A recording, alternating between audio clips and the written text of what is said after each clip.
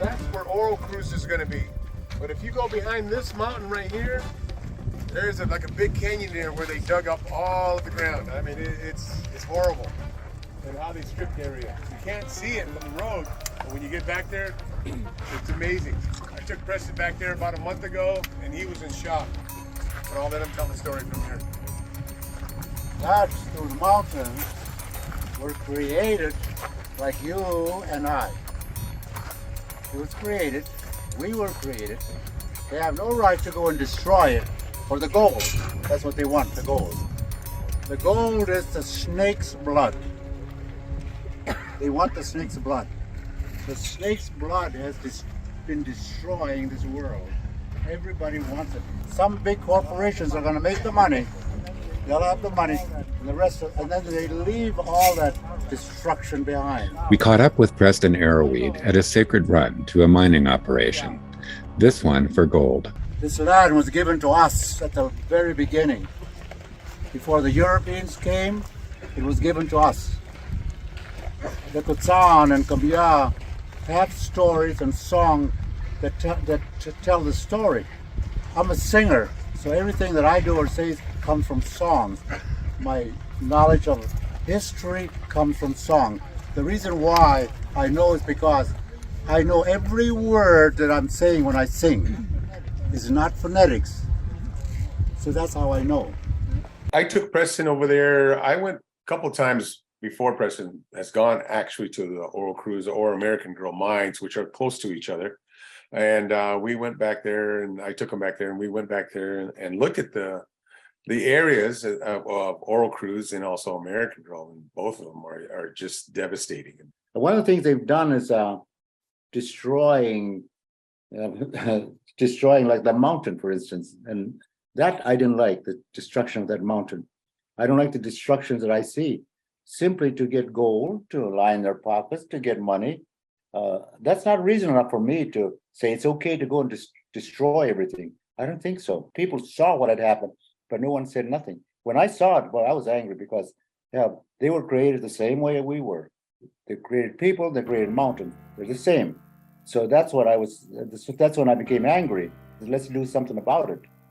And they're talking about, I've even seen them talking about gold and television, talking about people to save gold because that's a good thing to save and use later on. Well, you can save as much as you can to save for your family or your future, but what if the earth falls apart? I don't think you can use that gold to save yourself or to save the world, but that's exactly what they're doing. They're digging for gold everywhere they can. For what? What good is that? Eventually, all you're doing is for every sack full of gold that these people are getting, there's a place somewhere where they destroy the environment. They don't realize that. Somewhere, creatures, animals are dying. They don't know that. Somewhere out there, they could contaminate a lot of water. They don't know that. As long as they have that gold in their hand, they think that's good saving, that's good for their future. There will be no future if you keep doing that with the gold. And among other things that happen with that gold mine is also the lithium problem we're dealing with over here. Lithium's another thing. And I think that they don't care because right now the geothermal out there and plus the San Andreas fault over there that they're digging right near it. If they can go on until they can cause an earthquake. They can do a lot of damage. And so they really don't care. They just want whatever they can get out of there. And I think they know it, but it doesn't matter to them. But then, of course, it's the public that lets them do it. You know that the corporations have a lot of money. The people with the money are doing this. And I think the people with the money are also running the government. They're doing that too. So they listen to them. And then the lowest one on the totem pole is the public. The public wants it because they think they're going to get money. They do want money. They do get. Matter of fact, they gave grants in Imperial Valley, grants to a lot of people, and so they bought their way in there. So those things happen, but I don't. Well, also I think even the public, they are not from this area. They came from somewhere else, and if anything happens that it's no longer livable, they can just pack up and leave. But us, we came from here. We were here way before they came. So where can we go? All the creatures in the desert, they have no place to go either. They're going to die there. But it doesn't matter to the people. They want the gold. They want whatever they can get, the lithium, whatever. There's so many things that they do without any consideration to the future, what can happen, what will happen. And I think there are things that are happening in this world that they will not admit that there are things happening now. Well, one of the most famous things is the global warming. You talk about that. But the result of that are these storms and floods, and the weather is changing and everything is changing. That's because of what we did. I mean, the humans done. They're knocking the earth off balance, what they're doing. There's no balance anymore. And I mean, if there's gold there, that's meant to be there. If there's lithium there, it's meant to be there. And they really don't know what they're doing too, I hear.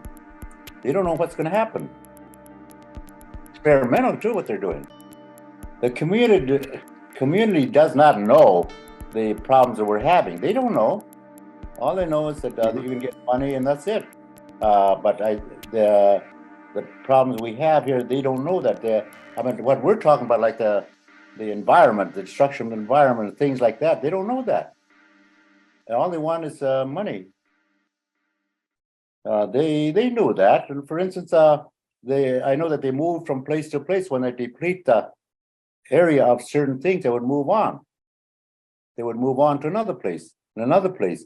Once they deplete the area of game, and then let it build up again.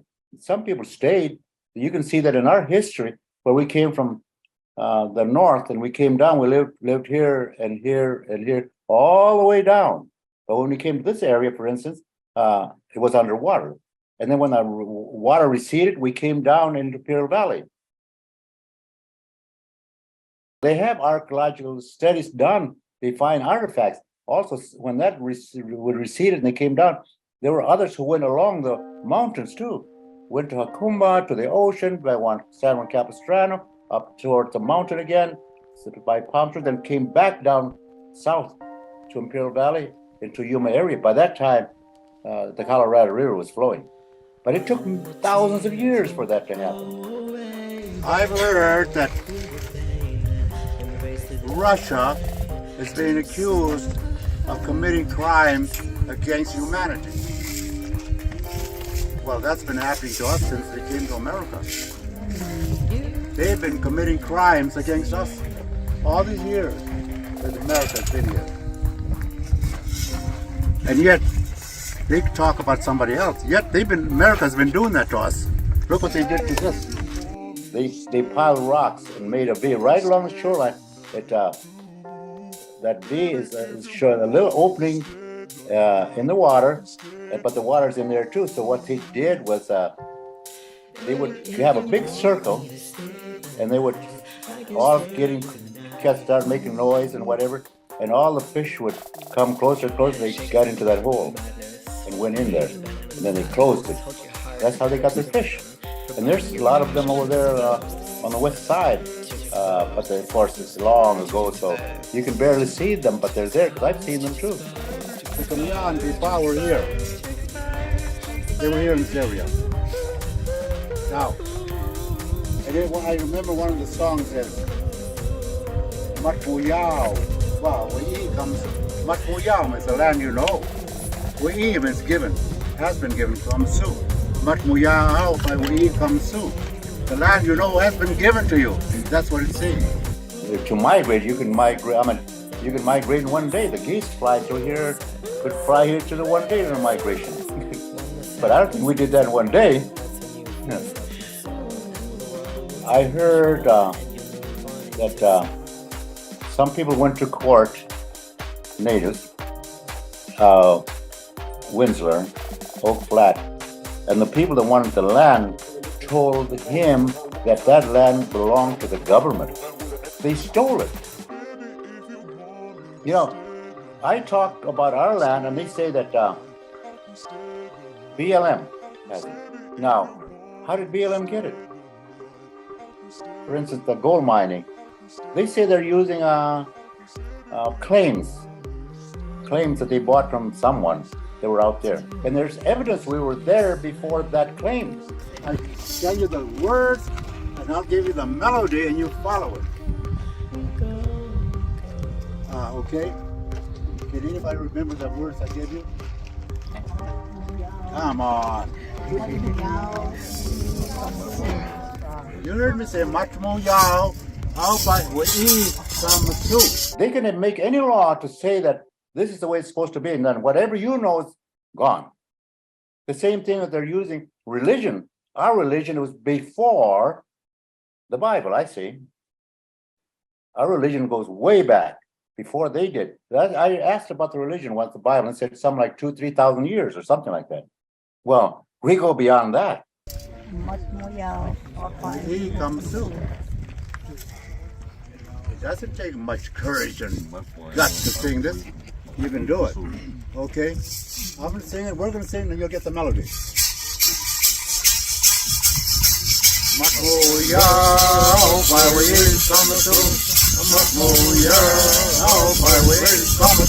In California, the state of California,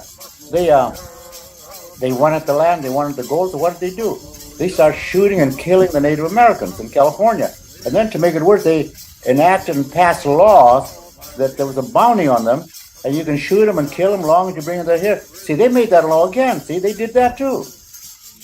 Our belief is just as strong. Our belief was that area where the Salton Sea was, that there's some story about that. And that story, the old Kamiya of Imperial Valley, our belief was that the giant snake came in there from the ocean. It was a white snake, big giant snake. And he had black spots on the snake, and that was a repository of knowledge. Came into Imperial Valley and surfaced in the ocean there somewhere. I would think it would probably be Obsidian Butte.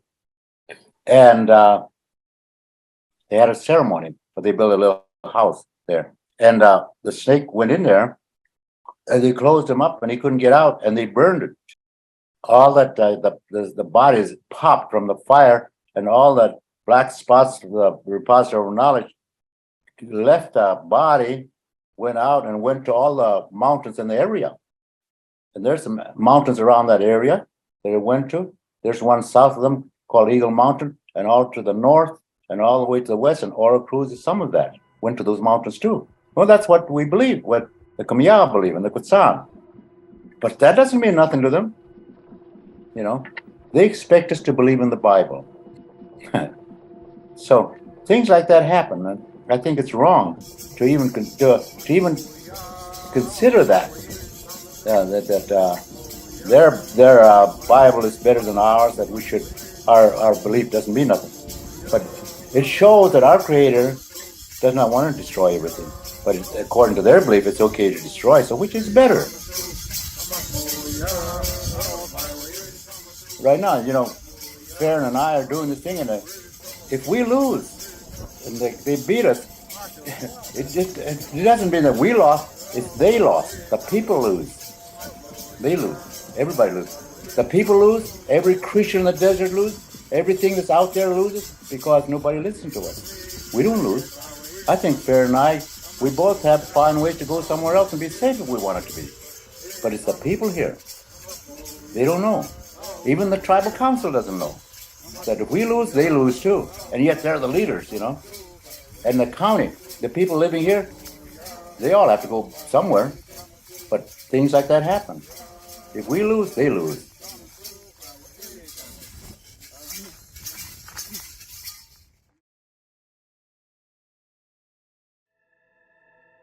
Mali, Yellow Feather, was raised in a back canyon, speaking only Apache.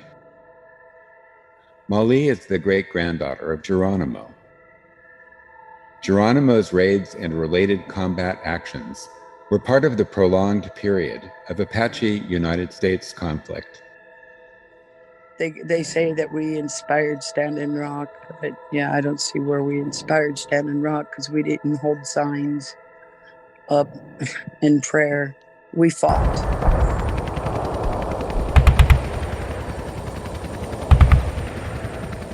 We had the Flat Oak War. This is where we lost a lot of our members. of our family. That's when they came over and they were trying to, well, they started bombing us. That was the really worst one right there. That was the first time that they tried to take over the mine, and we lost a lot of people there, a lot of family, a lot of relatives, a lot of people in the tribe.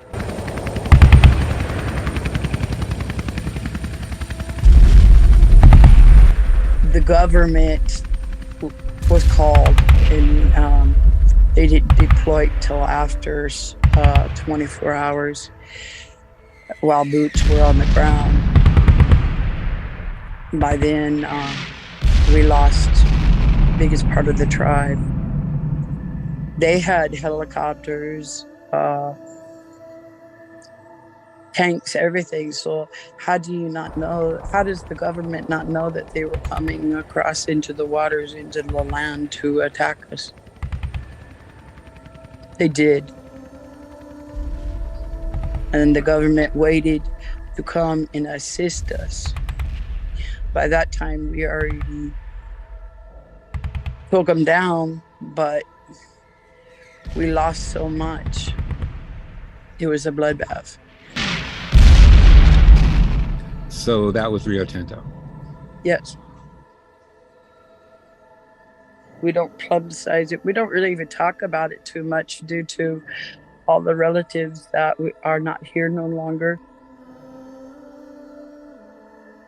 Us Apaches are, very secluded. It was not a very good day.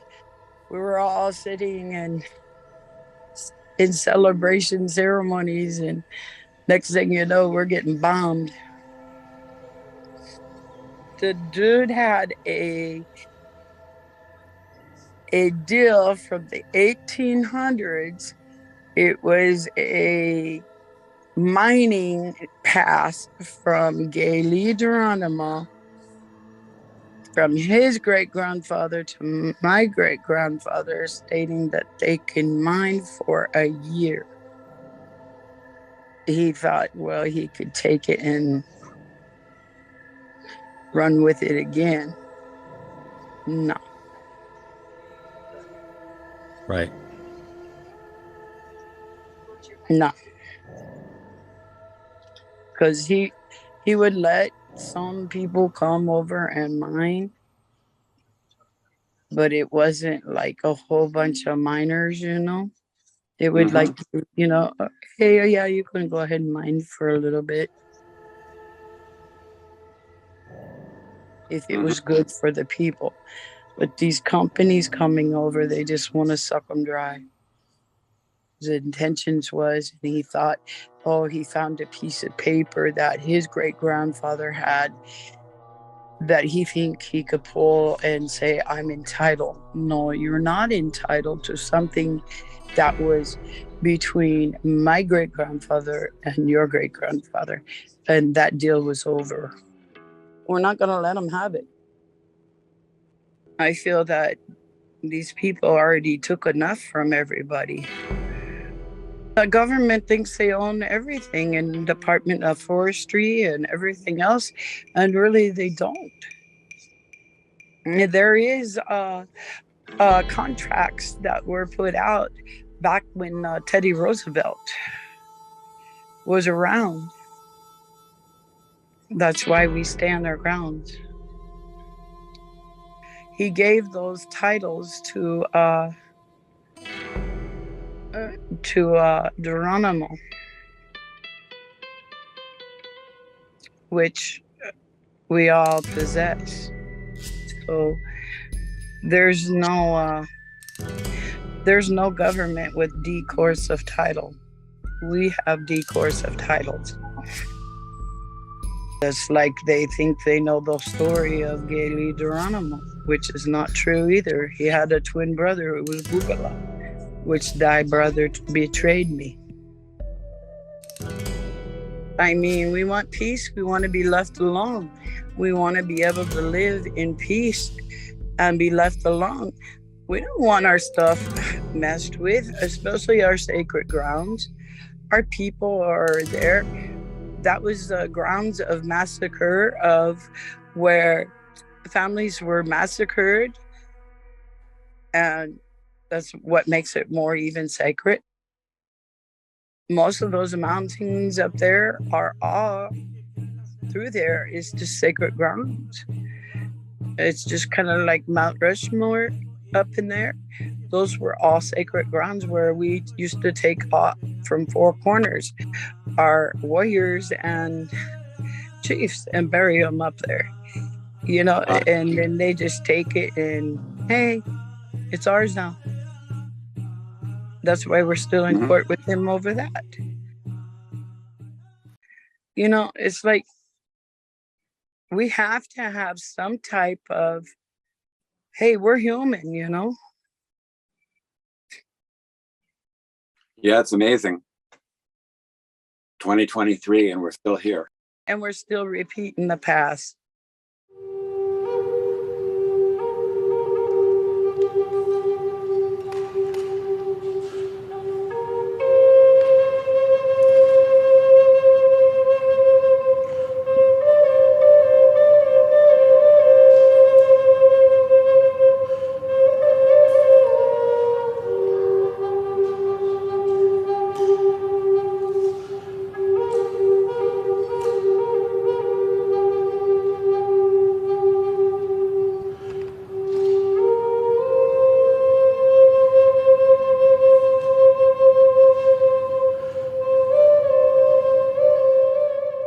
The land that Teddy Roosevelt gave Gailey Geronimo to stop the massacres of everybody, and he cut the turtle's tail. That's why the turtle tail is not complete for Turtle Island. Canada used to be free to the open. We used to migrate all the way down, all the way up, all the way down, all the way up. You use the word migration. Is that over time or in ceremony? Ceremonial, hunts, everything. Gatherings. Back in our time, it's different with the powwows. Back in their time with the powwows, it was total unity with the different tribes of the powwows. We would have our powwows, and it would go from different tribe to different tribes. And there would be many tribes coming together. Come in a good way, go in a good way. We would do different hunts, but we would migrate within the food. Where the food go, we went.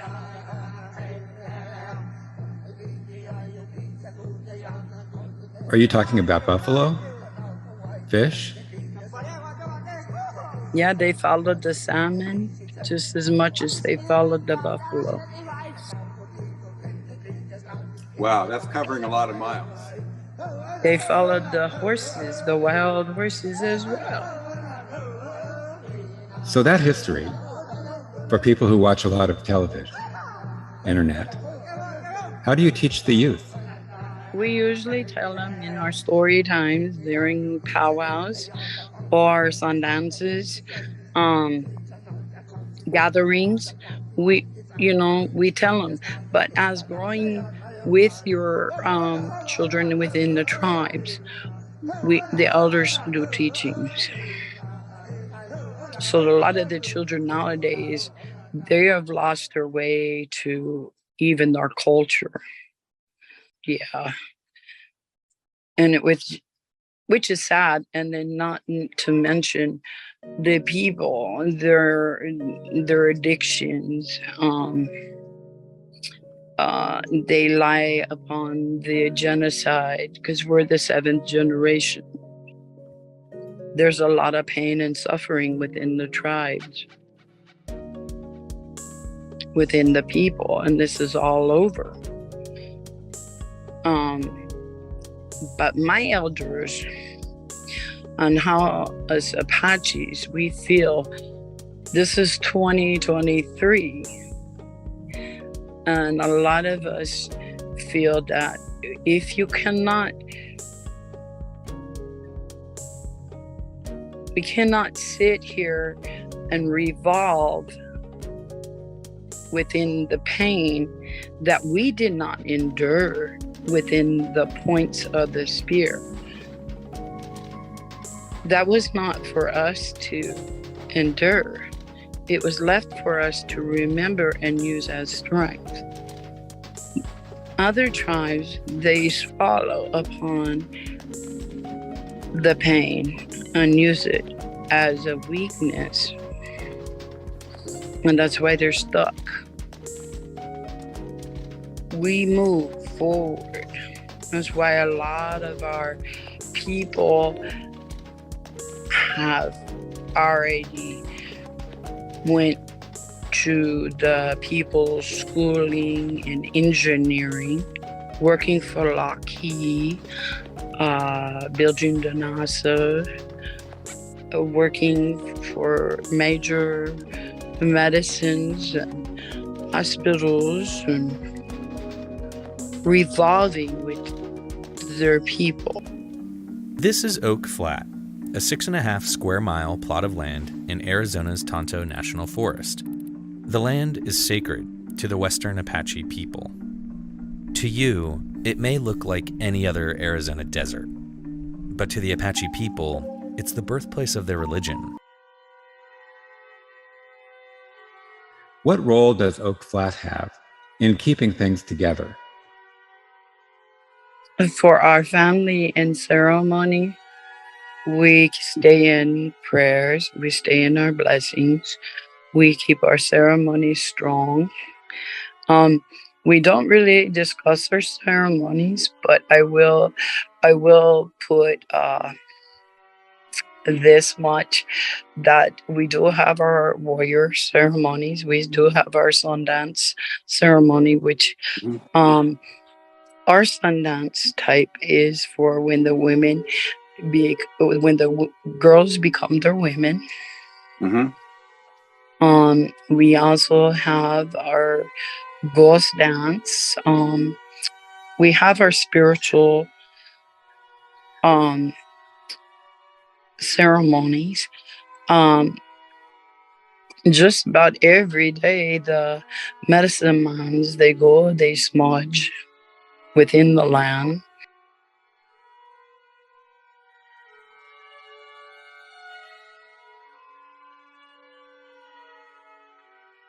So this is like life, the way it's always been. And somebody's trying to take the land out from under the culture. Absolutely. It is a stronghold part of our culture that we use all the time as part of ceremony, as a remembrance, and as keeping. No, we can't let it go. Ms. Pike, you speak to the importance of Apache culture and how it is an integral part of your identity. Can you talk about the challenges that you faced in your life as an Apache and how your cultural practices have helped you to overcome those? I think being here now is one of the challenges that we face as Apache people, as being Indigenous, facing the struggles of fighting for who we are, our language, our land, our resources, our future, and as a woman, having to fight to be able to bear a child and to try to teach that child, my future children, of what it is to be Apache and who it is to be Indigenous, but to take them to a fence with a crater that's 2 miles wide. That is something that I'm fighting. It's for our future. And like my sunrise ceremony, for the boys to sing and do the sweat at Oak Flat, and for me to be able to pick the acorns and the berries, that is what keeps us who we are. That is the thing, the spiritual connection to Nagosan, to our Mother Earth, to Yosen, the Creator, to Chichib Dagot Il, to Zitlan Chasian, and to all sacred sites as Indigenous people is what keeps us here today and now, as being Apache and as being Indigenous. The Fort McDermott Military Reservation was established the 14th of August, 1865. at the former site of Quinn River Camp number 33, and a stagecoach stop, Quinn River Station, in what was the traditional seasonal homeland of the Paiute, Shoshone, and Bannock peoples. Originally, the fort was established to protect the stagecoach route from Virginia City through Winnemucca, Nevada, to Silver City, Idaho Territory. It was named after Lieutenant Colonel Charles McDermott, commander of the Military District of Nevada, who was killed in a skirmish in the area in 1865. Of several skirmishes or attacks by colonial forces, including the 1st Nevada Cavalry in the same year, murdered were between 30 and 70 predominantly women and children. Their records and remains recorded by the EIS for Lithium America's development, destruction of the lands for a lithium mine with little compensation and no direct reparations. As Native people, when you look at Oak Flat, they're in almost the identical situation. I think the way that theirs went, and correct me if I'm wrong, but it was a land transfer, and there was a rider that had to pass, and so that's how the land transfer went. But they've been fighting this, I guess, a little bit longer than we have. But what do we do? Pressure can take many forms, legal or not. You have no reason to be down here this far in the valley. No, you do not. This is not BLM land. It does. You are a security guard, not a cop. You are a security guard. You have no more power than I do. No, you have no more power than I do whatsoever. You know what? You need to leave right now. I was flying no drone. I was not flying no drone. You are no cop. You are no investigator. You need to get out of here. You are on public ground right now, and my life feels threatened with my family in my car, and I am concealed to carry, and you make me feel any more threatened? No, but I'm telling you, you're making me feel threatened right now. Now, you have to realize the whole kind of rhetoric that was given through the Trump administration is twofold. One, local economies will thrive because of this extraction activity, and we will secure a rare element in terms of our energy, kind of efficiency, which might have a little bit, but the first point is incredibly fallacious. The fact is, what we know is all regional economies are really advanced through property tax. That is how the region reserves or gets a revenue, and then it supports activities. Well, a company like Energy Fuel Inc., they're leasing lands. They pay no property tax. And the jobs that would really be derived are of only several dozen jobs, actually. And because it's very specialized, the jobs that go to locals tend to be custodial. They tend to be transportation, trucking things here and there. And they're not sustainable. At some point, they end. What we do know about national monuments are, and there's been a 40-50-year study of all national monuments in the last 50 years. All of them have increased exponentially economically post-national monument status. And the jobs are not in the dozens or in the hundreds. They're in the thousands that they create in the local regional economy. And so if you're actually going to advance that point, let's really speak in fact, because national monuments, in many ways, first provide a protection on cultural resources and natural resources, but they advance the economy in a fairly profound way.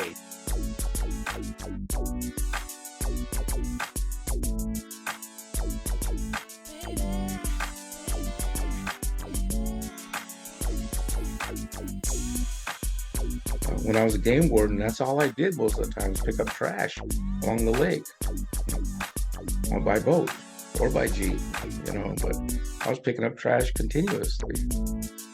Old trash piles too.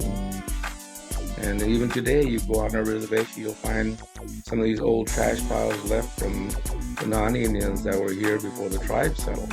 You know, you're dumping stuff everywhere, but I guess that's the way of mankind. The haikus is just dispose of things, throw it away, do away with it, you know, and don't care about the environment or consequences. It's just like everybody's saying about the lithium now, you know, what are the consequences of lithium? You know, and I wish they'd have questioned the consequences of radiation back in the day, you know, and here it is in the 90s where tribes are fighting nuclear waste dumps and having to get educated on this wonderful element called nuclear power. Hi, Mike Kobler, CEO and President of American Lithium Corp. Here we are on our recently purchased ranch in the Big Smoky Valley in Nevada. We're just down the road from our TLC project. The reason that we purchased this ranch, it came with 1,100 acre-feet of water, which is going to be required for processing our lithium once we get into production.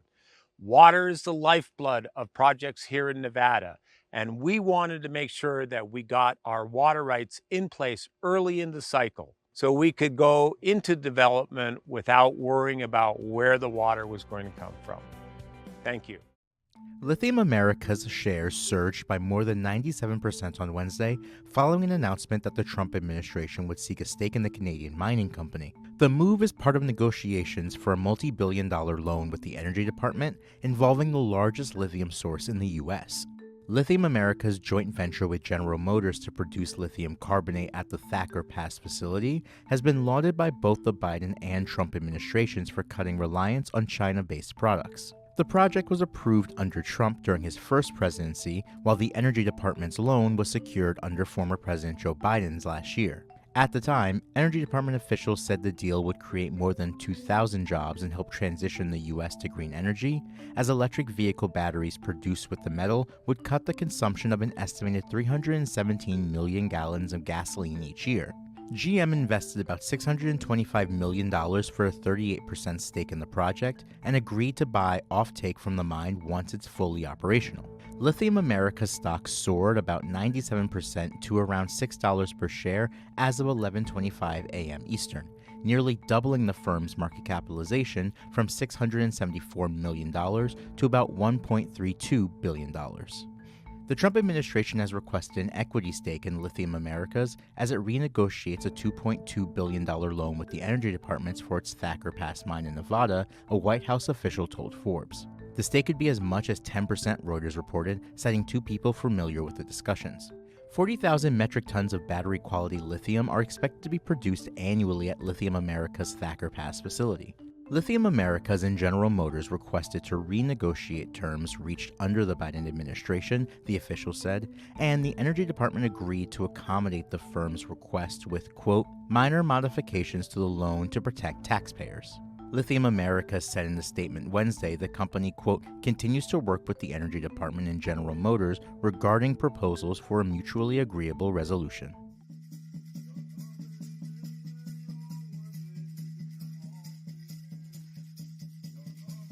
When I first heard about it, well, first of all, I'd like to do a big shout out to Max and Will. The first time I met them was at a community meeting in Arvada. And since then, Will kind of gave us a rundown of, what was going to be happening. And it scared me because I thought about, our water, the water that, we use pretty much for everything. It was, really peaceful out there, really, really peaceful. It was quiet, but now it's just all, slowly getting torn up. The lithium workers are out there and they're digging the water pipes to place those in there. And, my son and I, we've been out there, we've been watching them as they, slowly destructing the place. My son flies drones, so, yeah, we've been getting some clear shots of, what they've been doing.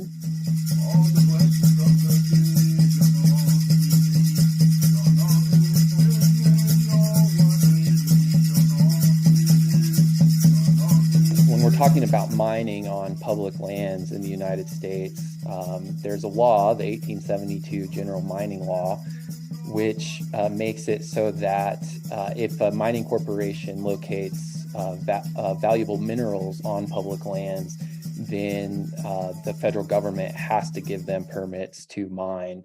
This is not a discretionary thing. If there's valuable minerals there, the Congress has said that the highest and best use of American public land is mining.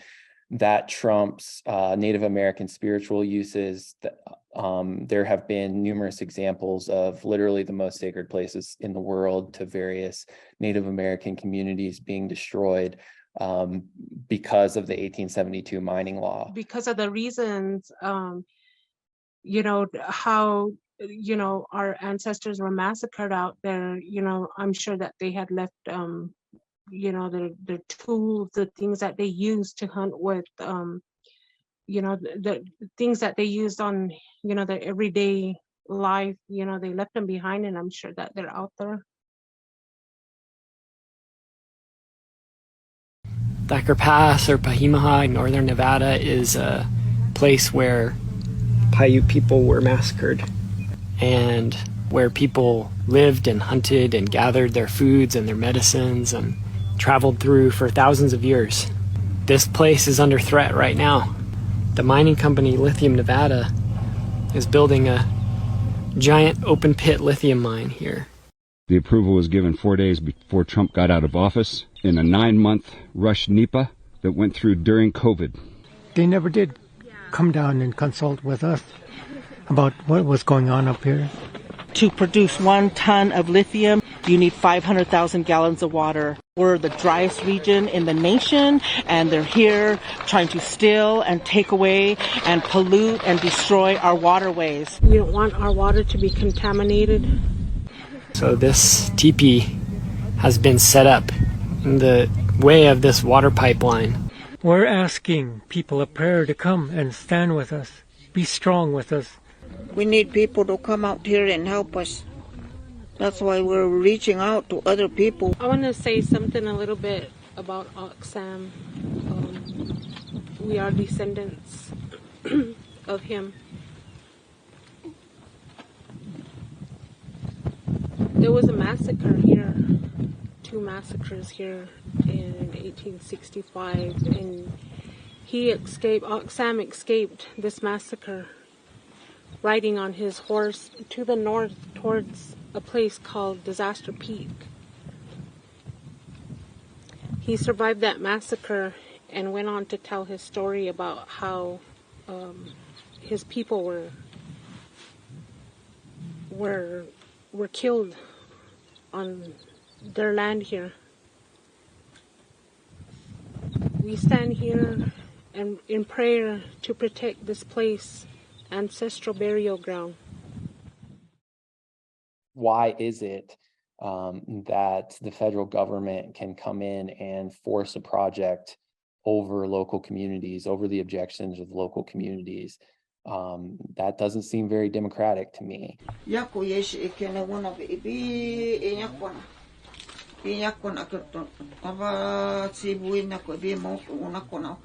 do we feel about it? Yeah. Well, we don't want it. We don't like it. My whole family is against it. Climate change is real, and we absolutely have to cut carbon emissions. And a lot of people that believe in what I call so-called green energy are really concerned, and their hearts are really in the right place. But what's never questioned is this whole way of life, this whole consumptive way of life that's hugely energy intensive. We never ask, like, do we need to slow down consumption? Do we need to learn to live with less? We just look to new technologies to try and keep this party going on a little bit longer. My ancestors have been here forever. During the summer times, they would go higher up towards Wild Rose and get pine nuts and pick different foods up that way and do the hunting and stuff. And then they would travel back down during the cooler months, or they would head towards Beatty. It just depends on, they would head towards Beatty for antelope and stuff like that, green water to hunt rabbit. But during the hottest part of the time, they would really never be down in the valley floor.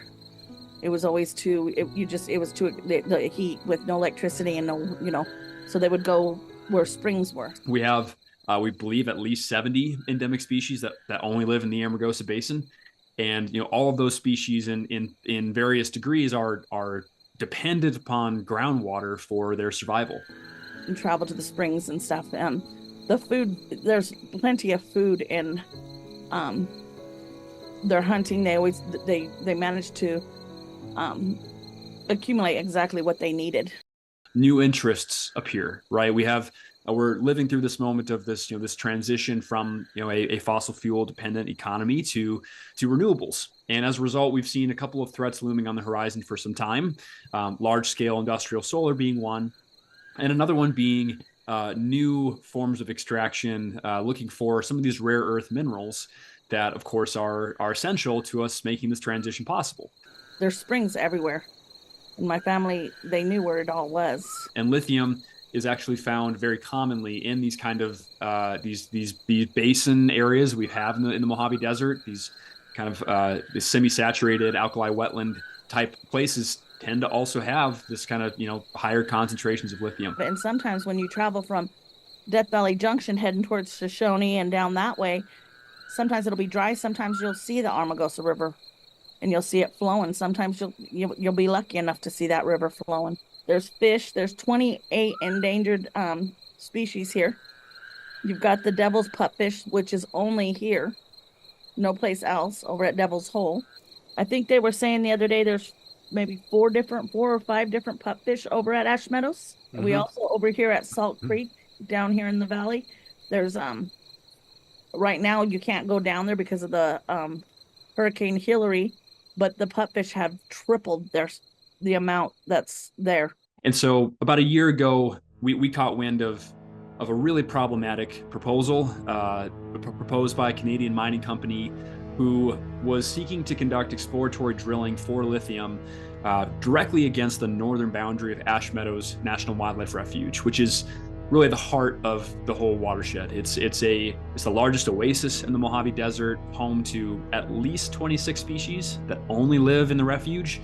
It is this island in the desert, and it's also a place of extreme cultural importance to the tribal communities that have occupied this region since time immemorial. Yes, Rover Metals. Mm-hmm. They've been trying to come in.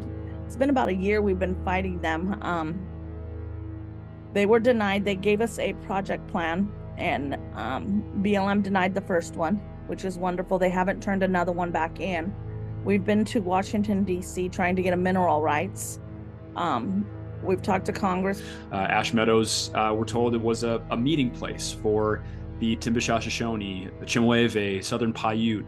It was a place that is still highly regarded for many things, especially the food, the medicine that it produces.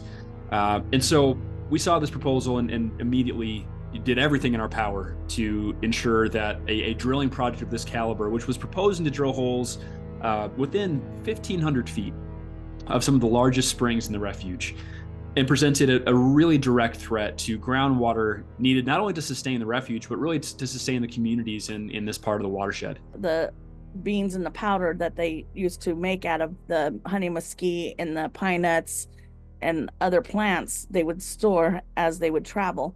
That way, until when they would come home, they would have places that they would stop where there were springs at, and they would have, a little spot where they had stored food. The Timbisha-Shoshone provided a letter directly to staff within Secretary Deb Haaland's office, asking them not to permit this. Because of the fact that if they just make one mistake drilling, it's going,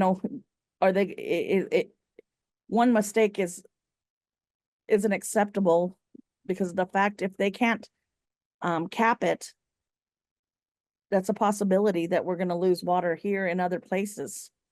We kind of didn't have anything else at our disposal but the strength of the Endangered Species Act. We basically took issue with this project that it proposed a direct threat to the endangered species that occupy the refuge, and especially these northern springs. And then to top it off, if they do drill and succeed, what's going to happen to the habitat? What's going to happen to the vegetation? They may say that it's going to adapt to it, but really, in reality, are they going to adapt to it in 5 years? The worst thing we could let happen is for this just to kind of unfold under the cover of darkness, and for nobody to even know about it. So we raised the alarm. They bring up the lithium and then they extract the water back down in a brine. And then the brime's like a thick clay. In time, you're not going to be able to keep, putting it down, and that clay hardens it down there, and you're not going to be able to push very much clay in there. They keep putting that brine down there, and how many holes are you going to have to dig to keep putting brine down? You say that it's going to be easy to put it back. It isn't going to be easy to put it back. And you're still not putting everything back in the ground as it is. So, and they say that they're not using very much water. That's not true. They're actually using quite a bit of water. It's like Rhyolite Ridge. They bought up a lot of the water rights out in Fish Lake Valley. Why do you need all the water rights if you're not going to use that much water? I feel like we're doomed. That's my personal feeling based on what I've observed. I feel like we're doomed. It all fits in with the way we interact with nature and each other. We're a very violent society. We're a very exploitative society. And it goes back to our roots in Imperial Europe. And these sort of fundamental institutions that we brought here from Europe that are fundamentally destructive. I have a Native American friend who goes out to the desert because he sees it as a healing landscape. That's how he talks about it. That's the story he tells. He says that he goes out there and the place heals him. And I know that's happened for me. Like the beat of your heart, Mother Earth sends out a healing tone that hits your body and soul. It moves around inside of you. It has to be in the flow of life.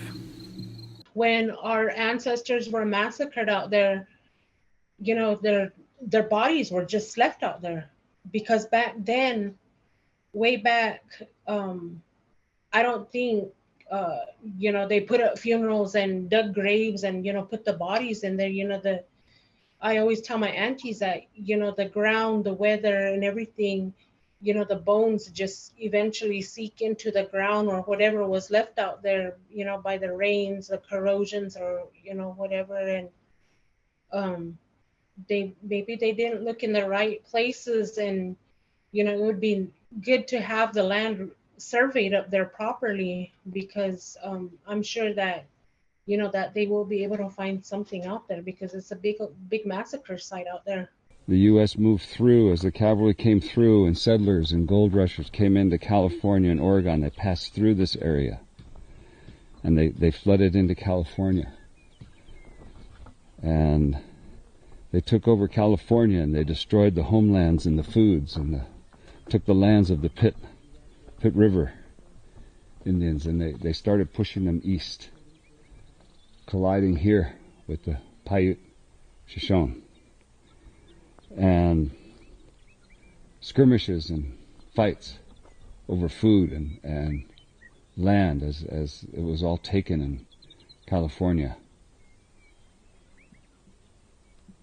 And there could have been, longer, older rivalries, but there was a massacre here of the Paiute people, right here in this valley, and particularly what you see is the marker, which they call Sentinel Rock. This is a sacred area, and this is where they could see all of the valley below, and they held ceremonies here and gathered food. So while the village was here, and hunters were out hunting on the other side of the valley, they came in and the the Pitt River people came in and massacred the people of this valley, the women and children, and they cut them open and spread their intestines throughout the sagebrush. And you can see it's kind of this, it's the shape of a moon. It's kind of a crescent here where it goes through the pass. And so this was called Stinking Moon because of the smell in the valley from the massacre. And so it's called Pahimaha. Pahimaha. And it's had that name. And it had that name when then in 1864 or 65, the U.S. cavalry came in. And on the other side of Sentinel Rock here, down in the valley across there's a river in the valley, the cavalry set up and came in and again massacred people, 30 to 60, 70, they're not sure. So basically there's 2 massacres that have been on this site. 2 massacres of the Paiute Shoshone people.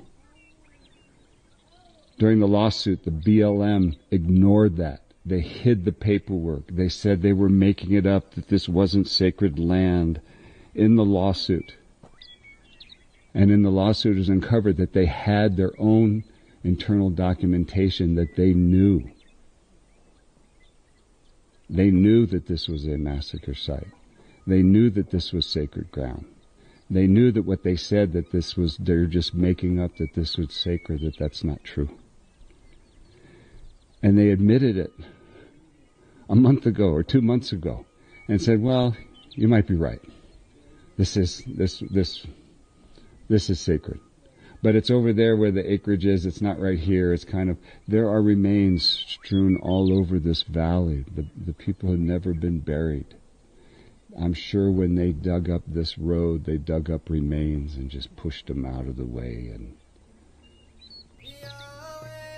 there's a letter in the lawsuit from the director, I believe, of Sand Creek,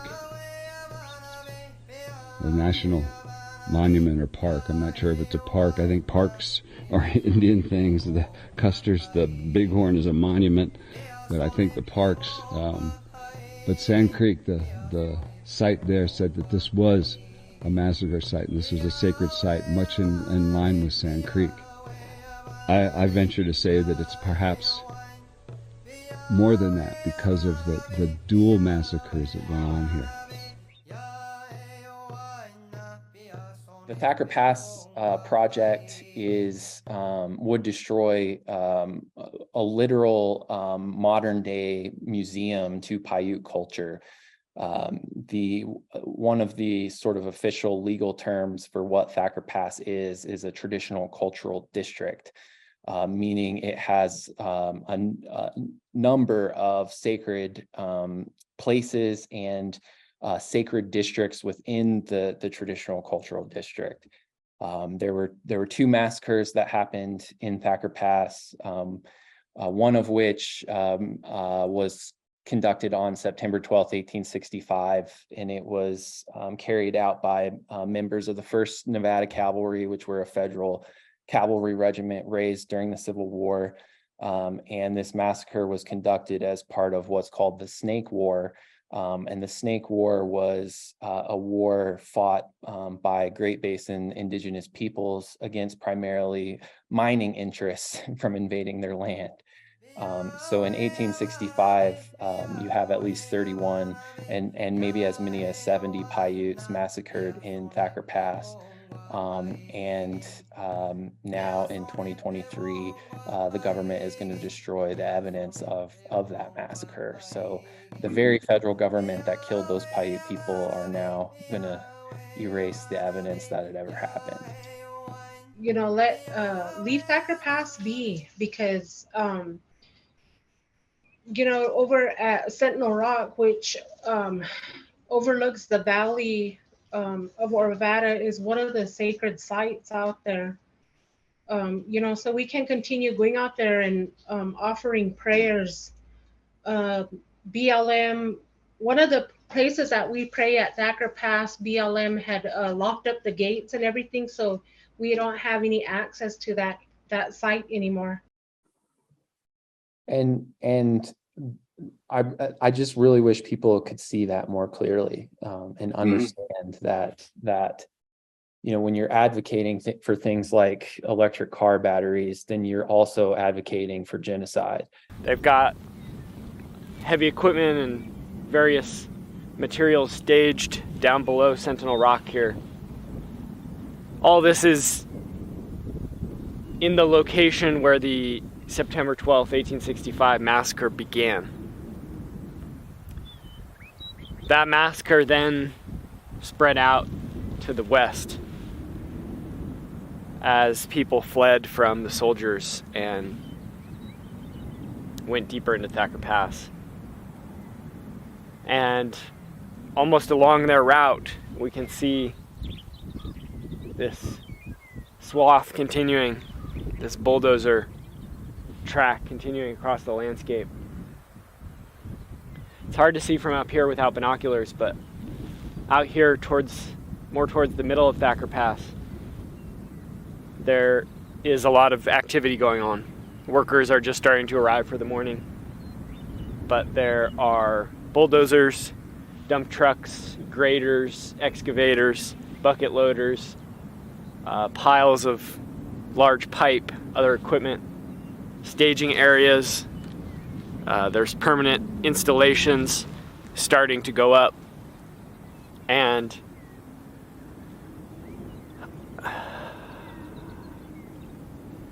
maybe 1,000, 2,000, 3,000 acres of healthy, old growth sagebrush habitat that has already been bulldozed, that has already been destroyed, scraped clean. We have a lot of our traditional things out there, medicinal plants and the food that's out there.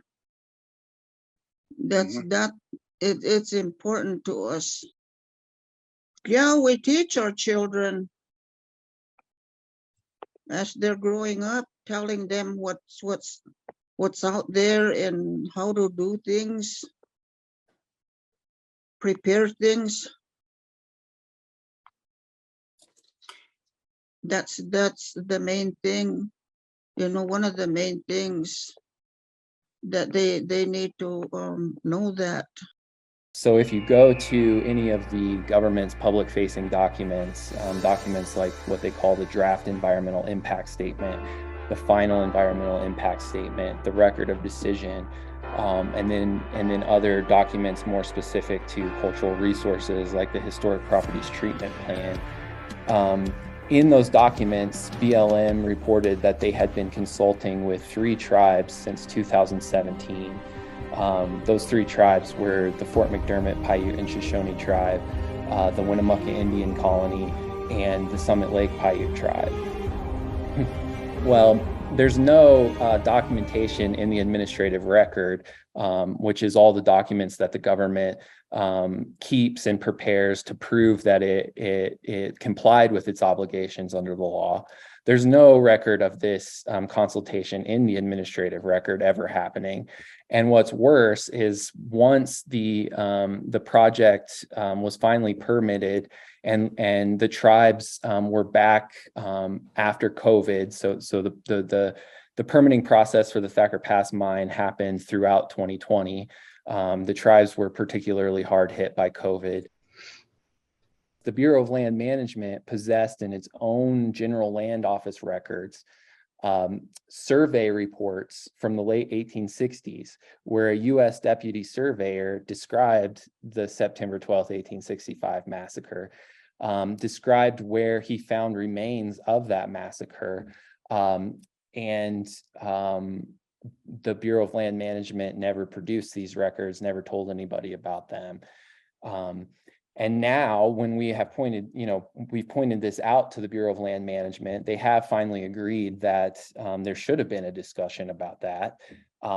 But they're trying to limit where the massacre site happened to a small part of the project area in an attempt to say that they don't have to slow down construction of the mine, that the whole mine will not disturb the massacre site. And this contradicts all the accounts of where the massacre happened. It also contradicts the way a massacre site actually functions within a living community. You don't go to the battlefield at Gettysburg and think that the only places are sacred are the exact places where each individual soldier fell. In order to understand the battlefield at Gettysburg, you need to understand the roads that the different units approached the battlefield from. You need to understand places like where was Robert E. Lee sitting on a horse evaluating the field for a battle like this. The same thing is true of a massacre site, especially when the accounts of this massacre site describe so many of the landscape features in Thacker Pass that will be destroyed by the mine. So if you're going to take a Paiute child up to Thacker Pass and try to explain the massacre site, you would have to include all of the things like the Montana mountains on the north side of Thacker Pass, the approach that the soldiers took from the river, the likely routes that survivors took. You would have to talk about things like the soldiers saying that they never made a search of the bodies because the reason they didn't do this comes from another newspaper article describing another massacre in the Paradise Valley, which is close to the Quinn River Basin. But that newspaper account, after describing a massacre, explained how often you would find dead Indians several miles from where a massacre happened. And they said it's because these Indians, quote, can take an astonishing amount of lead before crawling off to die.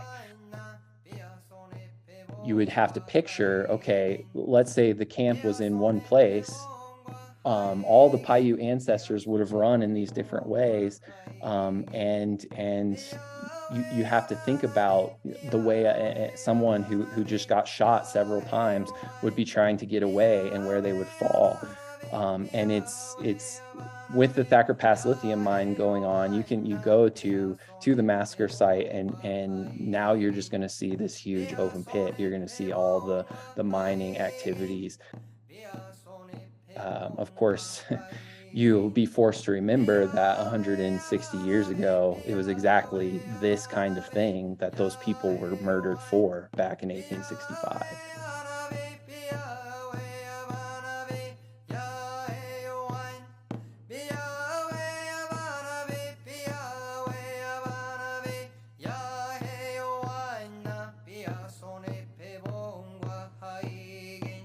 We started the sacred fire on the water line on May 11th is when we erected the teepee and started the sacred fire.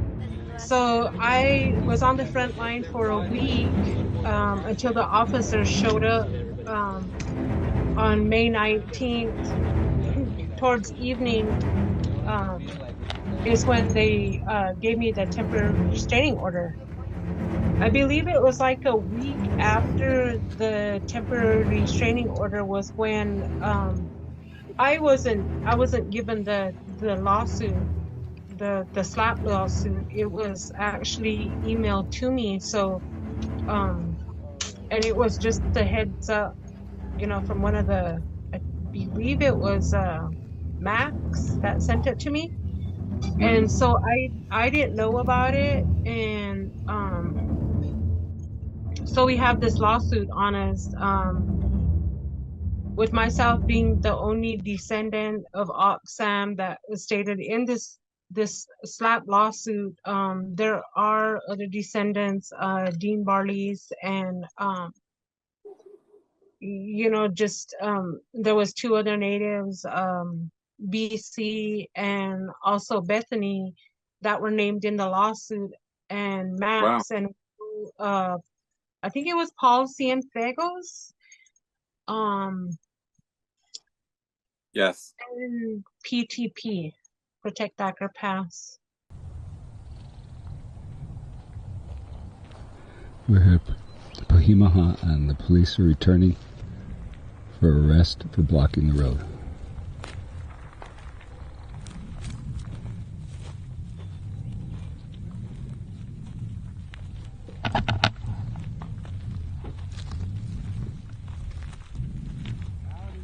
Because to this day they have never served me the lawsuit, or they have never emailed me the lawsuit. The only lawsuit I've seen is a lawsuit that Max have shared with us. So yeah. So he got one. He got the actual copy. He was served.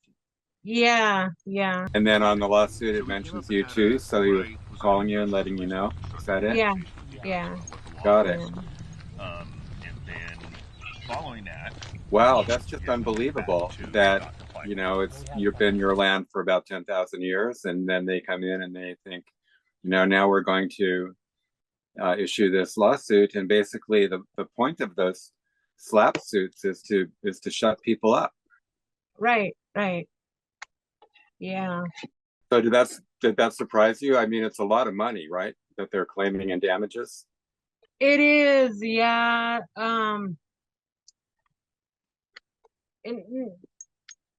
Yeah, I guess it does surprise me, but then it doesn't scare me though, because I don't think it's really gonna stand. Personally, I think that the only reason why they filed this lawsuit, and the charges in the lawsuit were civil conspiracy, nuisance, trespass, tortious interference, and tortious interference with contractual relations, with prospective economic advantages and unjust enrichment. So, in the TRO, when they filed the TRO, they first off, it was like they said that they couldn't pinpoint one particular person, right? So they're saying that in the TRO there was 4 of us. There was myself, Paul, Max, and Chuck. And so they were in all of the TROs, they stated that we were flying drones really close to them, that the workers feared for their lives, and which was all false allegations, and accusing us of taking diesel from their vehicles, from their equipments. And I'm like, I don't even have a diesel vehicle. That's odd. Yeah. And well, I've seen all the drone footage, and when the drone is close to the workers, they're waving and smiling. Right, correct. Yeah. So I said it didn't look like they were in fear for their lives, No. Actually, I think they were enjoying it, the attention. Yeah, right. Yeah. But that's pretty harsh, and the reason I asked the question was because it seems like with these large companies, and particularly the mining companies all around the world, they're using these kinds of tactics to intimidate people. Right. Mm-hmm. So what about Sentinel Rock? Yeah, what about Sentinel Rock, your sacred area? They say it's in the work zone only because they were passing the water line right through the road that goes to Sentinel Rock. Mm-hmm. So they've already laid down their pipeline. So I don't even know if it's, still in their work zone, considered to be in their work zone. Myself and a cousin of mine, she worked with a lot of archaeologists and things, and they told her that we should still be able to have access to Sentinel Rock Mm-hmm. But you know, I don't want to hurt the lawsuit, you know. I don't want to hurt the lawsuit of, you know, how far the attorneys have come in filing, you know, you know, filing against them and things like that. So I don't want to hurt that. So I've been, you know, keeping my distance from Sentinel Rock. It is hard, you know, because we're so used to being up there all the time and you know, offering prayers and things, and you know, just walking around, being on the land itself. And it's hard, but you know, it's something that I have to deal with until this is over with, and hopefully that's going to be soon. Mm-hmm. Well, what do you think what's going to happen from here? Gosh, I hope they dismiss it. Okay. You know, with the lawsuit, it's, you know, to me, yeah, it's just a scare, you know, just to keep us away from there. And you know, it's also causing a division because they've taken pictures off of the internet, off of social media and stuff, and there's people in there where, you know, they clearly stated their names, but these people, they're not in the lawsuit. It's not that I want them in the lawsuit, it's just that you know, it does look like, you know, they're trying to cause a division there. So this started what, a couple of years ago? I mean, the first lawsuit that the tribes filed, there were 3 or 4 tribes, right? So there was Burns Paiute, Summit Lake, Reno Spark. Mm-hmm. Yeah. And they objected to the mine early on the basis of lack of consultation and following procedures incorrectly, right? Do I have that right? Yeah. Mm-hmm. And you said you got involved later. Actually, I have been involved all along. You know, when Max and Will first came to Thacker Pass 2020, I would say, like in December, late 2020. Yeah, the winter. Yeah, in like around November, December, the winter of 2020, they were camping at Thacker Pass already. We didn't know. My niece notified us, told us to go check on these people that were camping there. So, I mean, we had no idea where this was at. I mean, because she didn't really give a specific place. She just said, "Oh, they're up on the hill." So my aunt and I were just driving around, you know, trying to find them, but we didn't know they were out at Thacker Pass until later. We called her and she told us, and that's when we knew they were out there. And so lands in the United States, in March, on March 3rd, makes it so that if a mining corporation, they were having a meeting in the Orvada community, and the federal government they invited us. Give them permits. So there was myself, this is not a discretionary thing. My aunt, my mom, my brother, there, my niece, and my 2 twins. We went out to Orvada, and that was the first time that you know, we protested, you know, what was going on out there. We were protesting outside the building. I mean, I had no idea what we were protesting. I had no idea what we were protesting. I mean, I knew that the mine was going to be there, and I knew it was going to be a lithium mine. You know, for myself, I was just, you know, I was happy there was a mine coming, because I thought, hey, you know what, this is job for the people close to home. Yeah. What I didn't know was what kind of mine it was. That was the thing.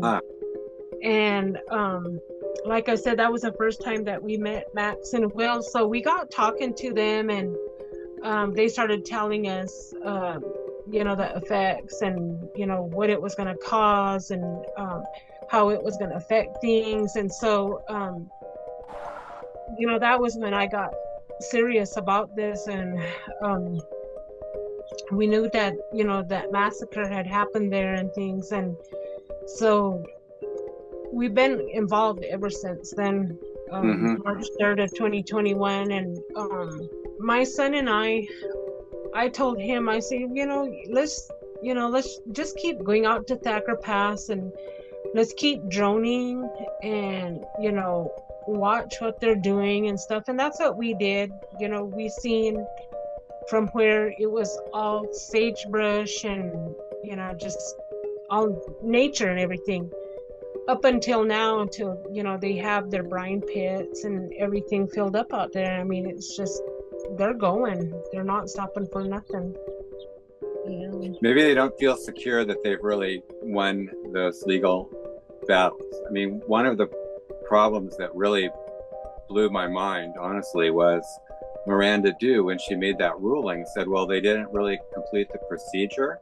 And she even went as far as saying the mine's illegal, but we're gonna go anyway. And it was illegal. It's illegal because they don't have a permit to dump their waste, right? Their tailings and their mess and everything. They're gonna dump it on public land, and they would need a permit for that. So when the first set of lawsuits, or the first lawsuit, was filed, that was when they were saying that there's no massacre site. They had not admitted that, right? Right. And then it was later, I don't know when, but it's like a year later or something, they came around and something like that. I can't remember. Yeah. But they also, I went to a meeting, their quarterly meeting here, dialogue meeting here on the reservation, and God, I can't remember her name. Maria Anderson. She's one of the workers at Lithium's. So she, they were showing a video of, the finds that they had out there, the arrowheads and, things like that. And they even showed, like a hearth, a kitchen that the Paiutes used a long time ago. A hearth, and, yeah. Yeah, and they had found two of them, and they had taken a picture, and they were showing us where, the fire around it, the different colors, the layers of through the dirt from the heat. So that's it was pretty interesting that they have all of these evidence, and they show it, but still there's no stop to what's going on out there, the destruction, the desecration. Well, the hearth, I mean, that's like the family fire, right? I mean, doesn't that indicate that people were living there? Yeah, they said it was like their kitchen stove. Kitchen stove, yeah, right. Yeah. So that's a big admission, that they, and also wasn't there tool manufacturing, the spear points, the arrowheads, so wasn't that an obsidian? Yeah, they have all of that. And they said they have them stored away in Henderson, Nevada, I believe it was. So, yeah. Okay, so they admitted there's a village, or there's people living there. 2 hearths, 2 families, 2 kitchens. So that could be a bunch of people right there, depending on the size of the family group. Right. And then the tool making. So they lived there, they hunted there. They had that all in proximity. That seems like a pretty good situation. They didn't have to go like a long way for the tools, for the spear points. It sounds like a settled area. And that would explain the massacres, because people were living there. And then the Pitt River people came in, that was massacre number 1, and they got pushed out from the colonizing, the gold rush. And then the Nevada Cavalry came in for number 2, and people were living there, and Oxfam was there. Right. So, okay, we got 2. I just want to clear this up because there's 2 massacres, there's village, there's people living, they're making tools. It was real settled down. It seemed like a good place. I mean, people must have lived there well, and easily, and made a living. Yeah, it's right by Crowley Creek. So there's like a creek that runs right there. So it is in a good place. It it feels really good there, and I mean I would have lived there. The fish, the deer, it's plentiful there, and the herbs that they get, the medicines, it's all there. I ended up the last 3 years becoming the park archaeologist in the Santa Monica Mountains National Recreation Area. We talked to Tracker set us up with this named Austin Ringelstein, and he looked at the EIS and he said, well, they really didn't do a comprehensive job. They didn't walk the land, they didn't have time, they didn't follow through, they weren't particularly good at it. He called it abysmal, actually, abysmal, because they're supposed to do all that in good faith and work with tribal people. I mean, I didn't know. I see. Yeah. And so then later we found out that Oak Flat had that same situation where they had been sort of railroaded into a land exchange and were set to turn the land over to a non-United States mining company and let them mine, but they didn't have a permit either down there to dispose of the materials and the tailings. Right. And President Biden put a pause on that. He said, maybe we're not going to go forward right now, that kind of thing. Not that they couldn't do it later or approve it later, but they stopped it. They didn't stop it when they did the same thing to you guys. Well, how do we know the next president is going to be any better than the ones that we've had, currently and previously? Right. It's just like, the situation here on the reservation, our previous council chairwoman, she didn't communicate with the community. She didn't make return phone calls to our current tribal chairman. He's for this mining altogether, and it really makes me wonder, because there's a few times where I've seen him going into the Kings River community to purchase hay for his livestock. And if any of the communities are going to be hit hard and first, it would be the Kings River area. Makes me wonder why he's for this mine. He doesn't think. He's not thinking. Well, they've set up our first hearing, and they dismissed that to a later date. And I believe, I might be wrong, they rescheduled twice already. Mm-hmm. And so I believe we're looking at somewhere in October. That goes to show that, they're just using this slap lawsuit to keep us off of our own lands. The young people, they're very, destructive. There's a lot of jealousy, a lot of animosity that goes on here. And, that was one of the reasons why, we had a nice travel plaza. And when our former chairman, Tilden, the one that fast-tracked this mine, when he got voted out, when he was going out, it was told that, I don't want to say it was him, it was told that him and somebody else had went and set fire to the travel plaza and said that it was a grease fire that caused the fire there. So, it was a good thing. The travel plaza was a good thing to be there.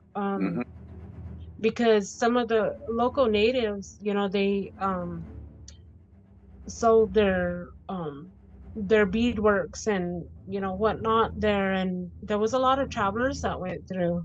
That burnt down. And for myself, the way that I see this culture center is, where are they going to get the things that are going to be, because they want a museum in there. I said, where are they going to get the things for the display in the museum, when the whole, a majority of the community are against the, Oxam camp?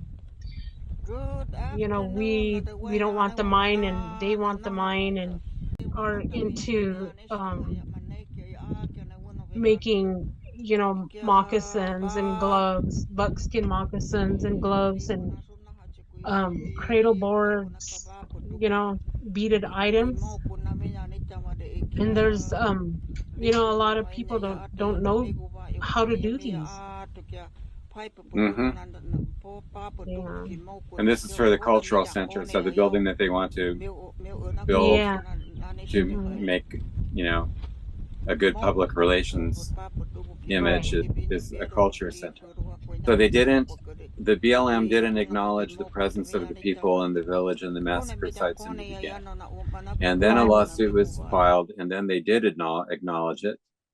And they even had photographs, and they brought them in and showed you the evidence that they had, and they acknowledged it, which is like where you lived and how you cooked and obtain tools and all those kinds of things. So that was like really super clear.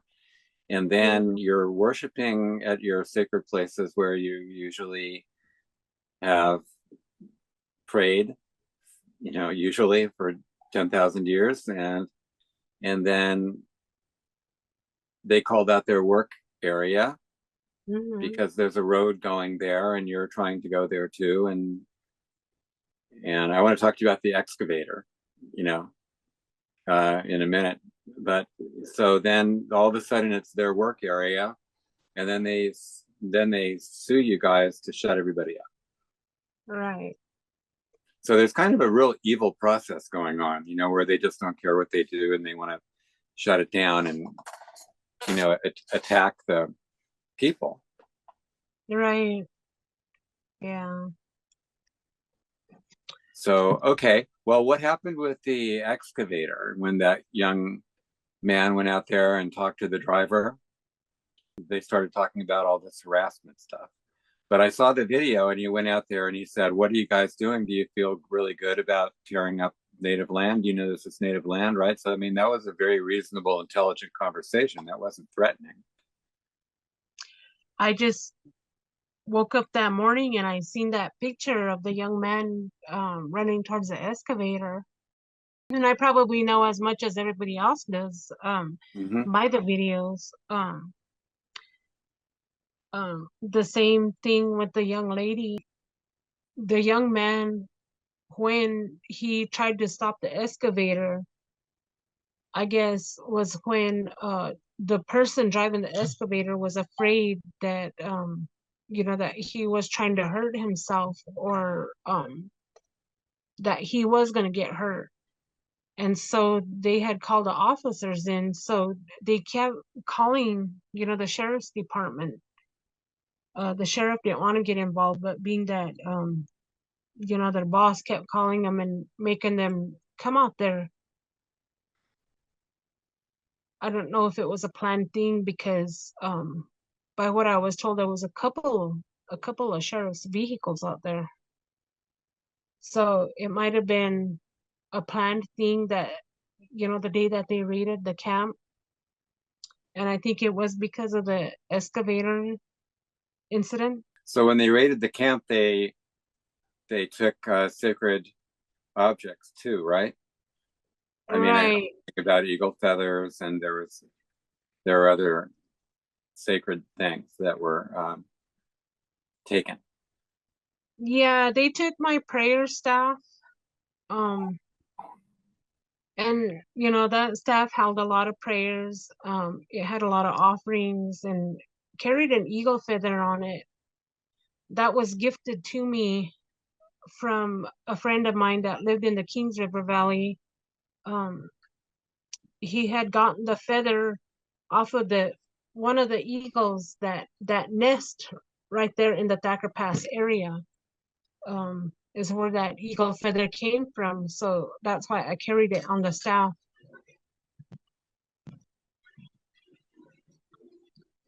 And they gave all that back, right? But they put it in garbage bags, and it didn't look like they took care of it.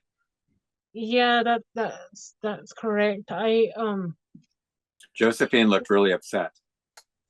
I'm the president of the Native American Indian Church of the state of Nevada. And my auntie Josephine, she's the vice president. And being that I couldn't communicate with lithium or be in the Thacker Pass area, I told my auntie, I said, well, what if we write up a letter for you and you can hand deliver it to the lithium office for us to retrieve our items back? I told her, I said, I'm not too sure if they would, but if they do, they're violating a lot of things. And so I started looking in my paperwork, with them, because I told them they're violating, the Native American Religious Freedom Act. We wrote this letter for my auntie, and, she delivered it she tried to take it to the sheriff's office, and she got the runaround, literally all over Winnemucca. And then she took it to the court. She got told to take it to the courts. She took it to the courts, and then she was told to take it to the lithium office, and she took it to the lithium office. And I think it was there that she was informed that everything was placed in I guess that the security at Thacker Pass had everything. So that was when herself and the rest of the crew went up there to retrieve all of these items. Mm-hmm. And when I guess her main concern was my staff, because of the eagle feather on there, and it hurt her to see my eagle staff, or my prayer staff, placed upside down in a garbage bag. And then, also for her to see how they had, put the sacred fire out and stuff. She was, she was upset. So, like you said, to repeat, you are leaders in the Native American Church in the state of Nevada. And Native American religion is protected under the First Amendment, freedom of religion, just like everybody else.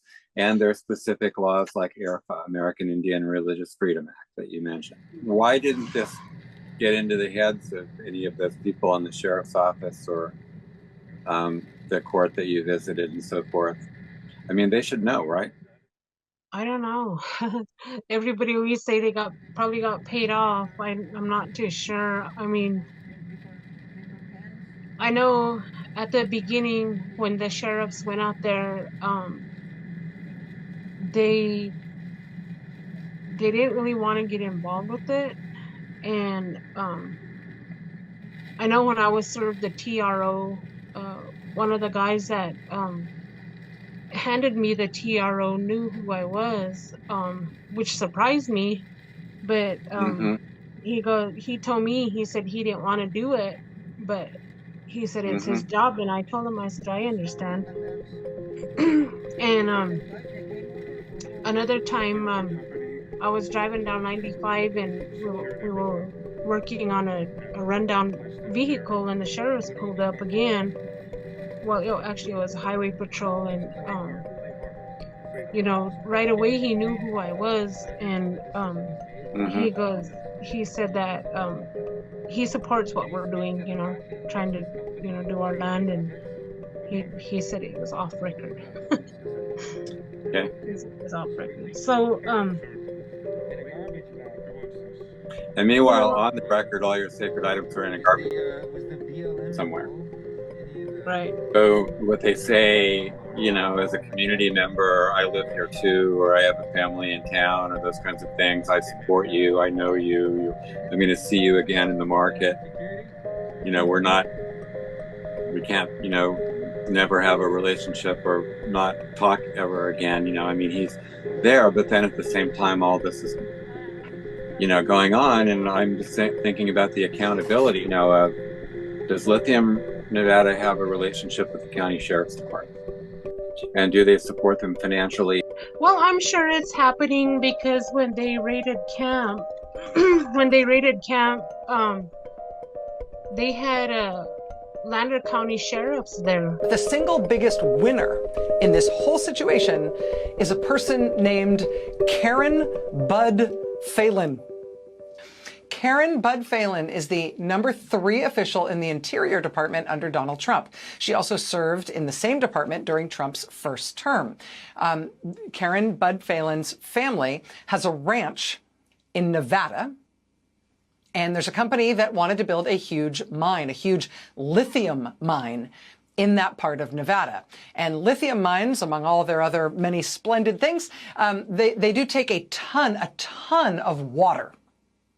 So during Trump's first term, while Karen Bud Phelan was working at the Department of the Interior, Karen Bud Phelan's husband sold the water rights from their ranch in Nevada to the mining company that was going to build this big mine. They said, we're going to pay you $3.5 million for the water from your ranch. The only catch, the only contingency is that the full deal only goes ahead if our mine gets approved by the Interior Department. If our mine doesn't get approved, then the deal's off. Karen Bud Phelan works at the Interior Department, which has to make the decision about whether or not to approve this mine. During Trump's first term, she meets with the mining company. She meets with them at the cafeteria at the Interior Department. Hey, guys, you want to hang out? And then, hey, wouldn't you know it, turns out that mine got approved. And it got approved on a fast track so it could avoid the pesky environmental reviews and all the rest and all the other reason that people were protesting against it in Nevada. But the other result of that approval at the Interior Department is that, bingo, Karen Bud Phelan's family was now going to get paid their millions of dollars. So before Christmas, the publication High Country News and veteran reporters at Public Domain on Substack, they published reporting, really explosive reporting about this top-ranking official in Trump's Interior Department and what really does appear to be like the simplest possible explanation of what public corruption looks like, right? Like if there's a public corruption child's picture book, this is the kind of story that would be pictured, right? You don't even need words, really, to understand this. Family stands to be paid millions of dollars if government agency does X. Family member from that family works at that government agency. Agency, in fact, does X, so family gets paid, right? That's it. This is how you'd construct like a Mad Libs about public corruption in order to explain it to people who understood nothing simpler than anything else you could imagine. But that story, that very explosive story about this Trump administration official, it hits in these smaller publications before the holidays. Then this weekend, the New York Times jumps on it, and the New York Times adds their own reporting, and they blow it up. Headline, the Trump administration approved a big lithium mine, a top official's husband profited. Karen Bud Phelan, the #3 official at the Interior Department, did not disclose a $3.5 million water rights contract between her husband and the developers of a Nevada mine. The Times got a comment from Phelan's husband saying that that meeting in Washington at the cafeteria of the Interior Department, that was like just a big coincidence. He said that was purely a social occasion. Definitely nothing to do with her agency doing something that makes millions of dollars for her family. They just ran into each other at the cafeteria inside the agency. The mining company gave a comment essentially along the same lines, saying that it wasn't that they were meeting with her in any formal capacity when they met with her at the Interior Department. It was, you know, it was just fun. How could it be a bad thing? Because it's a different county that's coming in, you know, assisting Humboldt County. And the only time that ever happens if, you know, if there's, you know, drugs involved and you know, there was no drugs involved. So to me, I think there is something happening there.